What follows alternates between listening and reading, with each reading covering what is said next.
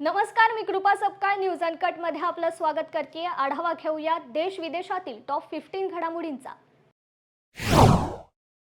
भारतीय संरक्षण यंत्रणांनी मुंबईच्या न्हावाशेवा बंदरावर एक जहाज अडवले। हे जहाज चीनवरून पाकिस्तानला जात होतं। अधिकाऱ्यांनी याबाबतची माहिती देताना सांगितले की भारताच्या संरक्षण यंत्रणेला गुप्तचर विभागाने सांगितलं होतं की चीनवरून कराचीला जाणाऱ्या या जहाजात काही संशयास्पद वस्तू आणि शस्त्रास्त्र असावीत।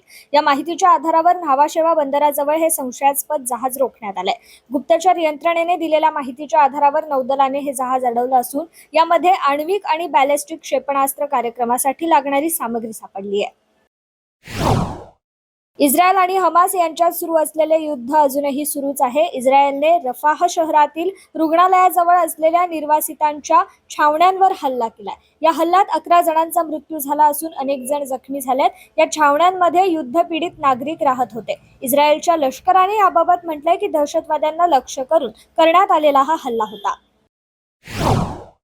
देशात सध्या लोकसभा निवडणुकीचे वातावरण तापू लागले। अनेक राजकीय पक्ष उमेदवारांची चाचपणी करत असताना शनिवारी मात्र भाजपने आघाडी घेत यांच्या उमेदवारांची पहिली यादी जाहीर केली आहे। 195 जणांच्या या यादीत अनेक दिग्गजांना संधी देण्यात आली आहे, तर अनेक बड्या नेत्यांना वगळण्यात आले। यामुळे उलटसुलट चर्चा झाल्या आहेत। या यादीतून केंद्रीय मंत्री नितीन गडकरी, अर्थमंत्री निर्मला सीतारामन, परराष्ट्र मंत्री एस जयशंकर याशिवाय मंत्री अनुराग ठाकूर यांच्यासह अनेक बड्या नेत्यांना वगळण्यात आले। गाझामध्ये अत्यावश्यक मदत पोहोचवण्यासाठी अमेरिकेने हवाई मार्गाचा अवलंब करण्याचा निर्णय घेतलाय। ज्या भागांमध्ये मदत साहित्य प्रत्यक्ष पोहोचवणे शक्य होणार नाही तेथे विमानातून मदतीची पॅकेट टाकण्यात येतील, असे अमेरिकेचे अध्यक्ष जो बायडन यांनी म्हटलंय। फेसबुक आणि इंस्टाग्रामची पॅरेंट कंपनी असणाऱ्या मेटाला मोठा झटका बसला। या कंपनीला ब्राझीलमध्ये आता आपलं मेटा हे नाव वापरता येणार नाहीये। साओ पॉलो न्यायालयाने हे आदेश दिले। याच नावाची एक स्थानिक कंपनी ब्राझीलमध्ये असल्यामुळे हा निर्णय देण्यात आलाय। मेटा सर्व्हिकोज नावाची एक कंपनी ब्राझीलमध्ये पहिल्यापासून आहे। या डिजिटल ट्रान्सफॉर्मेशन कंपनीची स्थापना सन 1990 मध्ये झाली होती।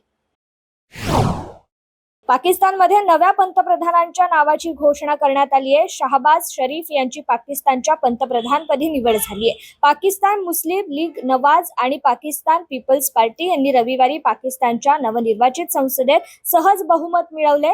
दोन्ही पक्षांनी एकमताने शहबाज शरीफ यांची पंतप्रधान पदाचे उमेदवार म्हणून निवड केली आहे। आंध्र प्रदेशमध्ये 29 ऑक्टोबर 2023 रोजी 2 पॅसेंजर ट्रेनची धडक झाली होती। या अपघातामध्ये 14 प्रवाशांचा मृत्यू झाला होता। पॅसेंजर ट्रेनचा चालक आणि सहचालक हे अपघात होण्यापूर्वी मोबाईलवर क्रिकेट सामना पाहत असल्याची माहिती समोर आली आहे। केंद्रीय रेल्वे मंत्री अश्विन वैष्णव यांनी शनिवारी अपघातासंदर्भात माहिती देताना हा धक्कादायक खुलासा केलाय। हिजाब व्यवस्थित परिधान न केल्याबद्दल इराणमधील नैतिक सुरक्षा रक्षकांनी 2022 मध्ये माहसा आमिनी या युवतीला कोठडीमध्ये मारहाण केली होती। त्यात माहसा आमिनीचा मृत्यू झाला होता।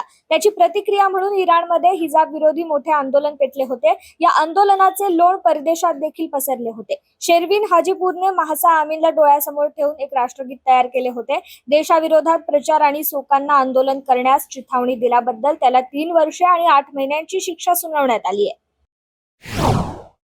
अफगाणिस्तानमध्ये गेल्या 3 दिवसांपासून सुरू असलेल्या जोरदार हिमवृष्टीमुळे 15 जणांचा मृत्यू झाला असून 30 जण जखमी झालेत। याशिवाय बल्ख आणि फरियाब प्रांतातही सुमारे 10,000 गुरे मरण पावली आहेत। पशुमालकांचे झालेले नुकसान भरून काढण्यासाठी विविध मंत्रालयांची संयुक्त समिती स्थापन करण्यात आली आहे। या समितीने बल्ख, जॉर्जान, बादघीस, फरियाब आणि हेरात प्रांतातील पशुपालकांना 5 कोटी अफगाणी चलन देण्याची घोषणा केली आहे। पाकिस्तानात आज रविवारी सकाळी 11:33 वाजता 4.2 रिश्टर स्केल तीव्रतेचा भूकंप असल्याची माहिती नॅशनल सेंटर फॉर सिस्मॉलॉजीने दिली आहे। सुदैवाने या भूकंपानंतर कोणतीही जीवितहानी झाली नाहीये। काही दिवसांपूर्वी जॉर्डनने दक्षिण गाझामध्ये विमानातून सहाय्य सामग्री टाकली, परंतु ती पाकिटे समुद्रात पडली। पॅलेस्टिनी त्यांना उचलण्यासाठी समुद्रात धावले। काही लोक बोटीतून अन्न घेऊन जाताना दिसले। संयुक्त राष्ट्रांचे म्हणणे आहे की गाझातील 22 लाख लोक उपासमारीच्या मार्गावर आहेत। तेथील लोकांची 1 महिन्याची भूक भागवण्यासाठी पुरेशा वस्तूंची व्यवस्था करत असल्याचे संयुक्त राष्ट्रांनी म्हटलंय।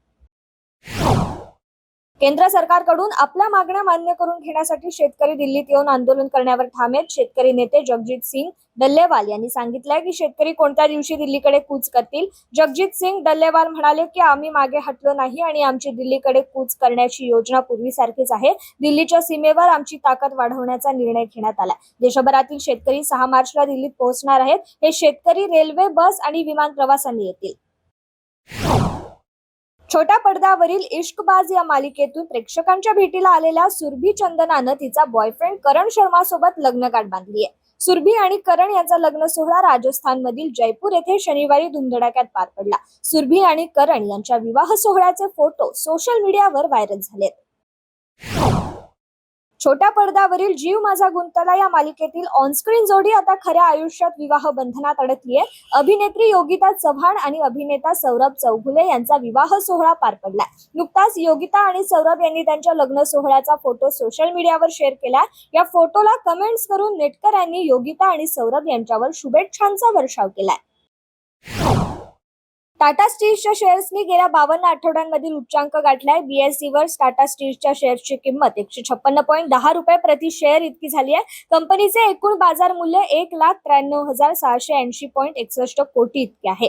गेल्या 3 महिन्यात कंपनीने शेअर्स धारकांना 19% फायदा करून दिलाय, तर गेल्या 3 वर्षांमध्ये 111% लाभ मिळवून दिलाय. 5 वर्षात शेअर्सची किंमत तब्बल 205% वाढली आहे. टॉप 15 मध्ये इथेच थांबूयात. पाहत रहा न्यूज अनकट. धन्यवाद.